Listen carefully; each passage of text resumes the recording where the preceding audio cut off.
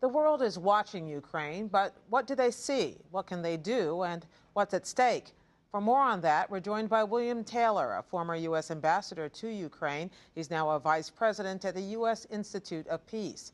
And Matthew Ojansky, director of the Kennan Institute, which focuses on Russia and Ukraine at the Woodrow Wilson International Center for Scholars. Mr. Ambassador, the United States, Germany, Sweden, France, Poland, all of these countries are now engaged in conversations about what to do in Ukraine. Why is Ukraine central to their interests?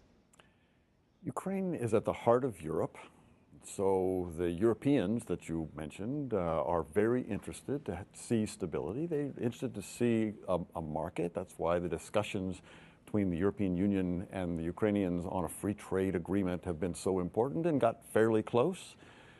So the economic issues are key, but the social issues are also important. Ukrainians would like people to recognize that A, they're sovereign, but B, they're European.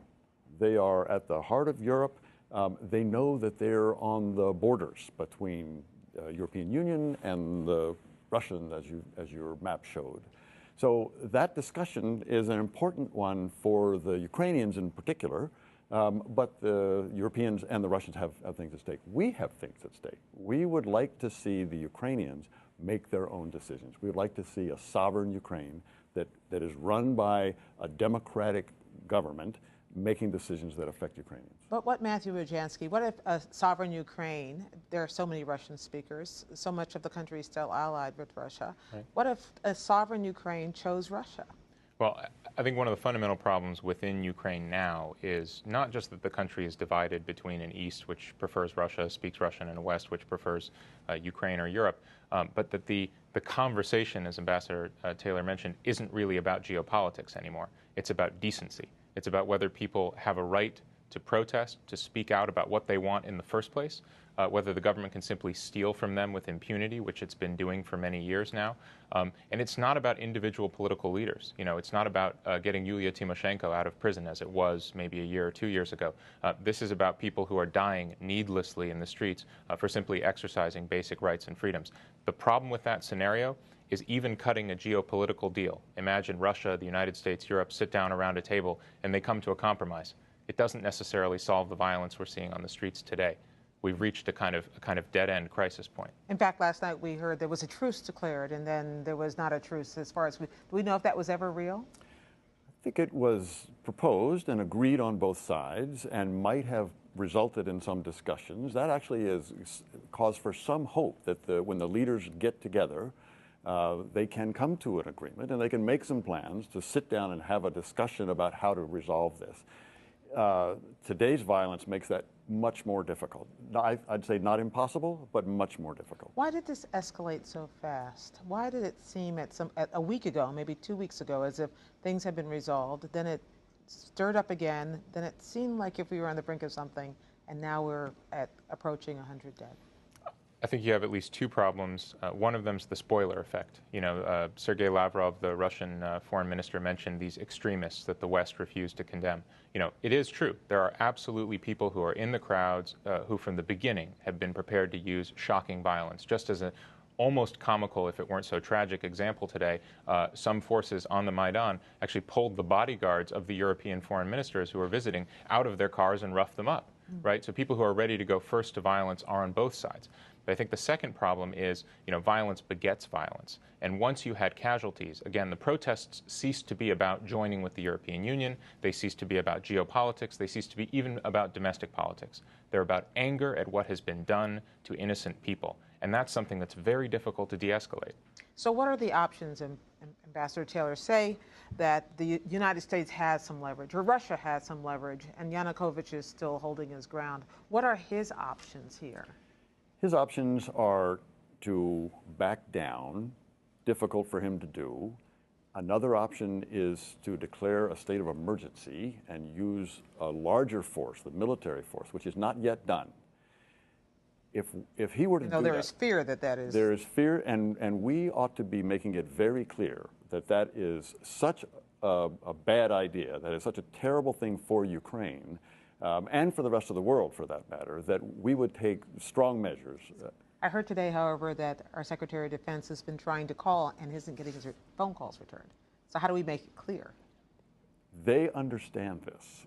They understand exactly what the consequences would be in terms of financial sanctions, and the Europeans have done the right thing of moving forward. In terms of travel bans, most of all of the senior people in the government have assets in Europe, mainly in Europe. They have their children in European schools.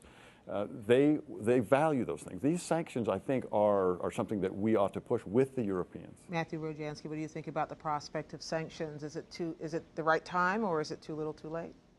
Well, it's already passed in the sense that the United States has imposed a visa ban and other kinds of, I believe, financial sanctions are underway. Europe is well on the way as well.